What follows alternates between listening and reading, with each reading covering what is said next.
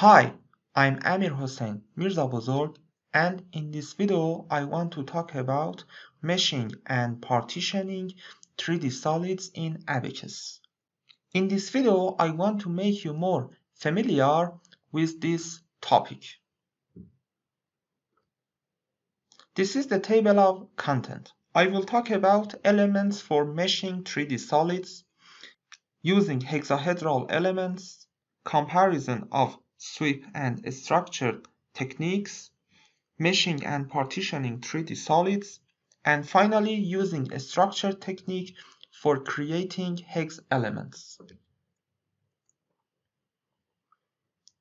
Most of the engineering and industrial projects cannot be modeled in 2D planar or axisymmetric spaces, and they must be modeled in 3D space. Meshing and partitioning 3D solids can be more difficult than the other cases. So creating an appropriate mesh on a 3D solid domain needs more experience and knowledge than the other cases. Notice that in some of the cases, we cannot create an appropriate mesh on a 3D solid by using Abaqus mesh module. So we need to use hypermesh software, and we must use a standard tetramesh method in the hypermesh.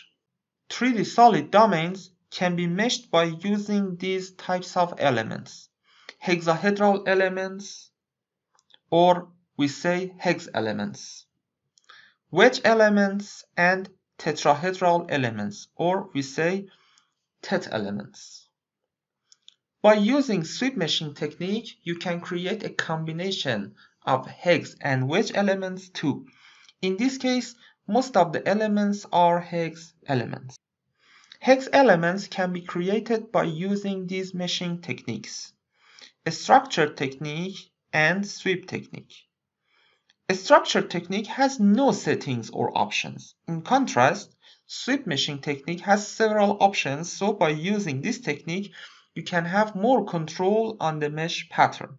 Generally, more complex regions can be meshed by using sweep technique. Actually, the structured technique is very simple and very limited. And most of the time, we must use the sweep technique for creating hexahedral elements on a 3D solid. And the sweep technique has more settings and more options that helps us to create the mesh patterns that we need. Here I want to compare the sweep technique and the structured technique. If we choose hex element and we want to create hex element by using a structured technique, as you can see here, there is no setting or option. But if we want to create hex element by using sweep technique, as you can see here, there are several options that makes the sweep technique more flexible. And there is another setting, hex dominated. It means that most of the elements will be hex element and some of them will be wedge element. And here there are several options too. You can choose between algorithms. Using each of them leads to a different mesh pattern. As a part or instance is imported to the mesh module, Abaqus automatically determines that whether it can create hex elements on the geometry or not. At first, the structure technique is tested. If the procedure is successful, Abaqus assigns green color to the part or instance. If the procedure is not successful, Abaqus tries sweep technique. If the procedure is successful, Abaqus assigns yellow color to the part or instance. If the procedure is not successful, Abaqus assigns orange, some people say brown, color to the part or instance. This color means that Abaqus cannot create hex elements on the geometry by default. If you want to create hex elements on the geometry, you must partition it. In some cases, it is not possible to create hex elements at all.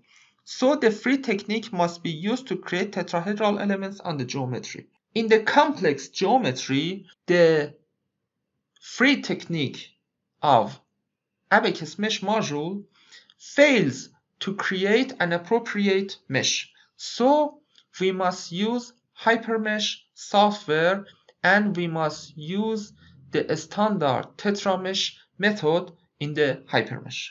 As you can see, I have imported a 3D solid to the mesh module, and at first its color is orange.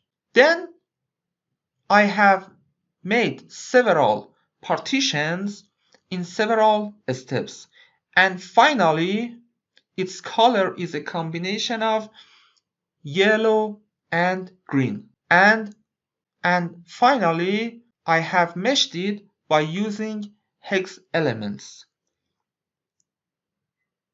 According to the regions and the geometry, sometimes we need to change the color of these areas to yellow, and we must use sweep technique for all of the regions. This is very case dependent and needs more experience.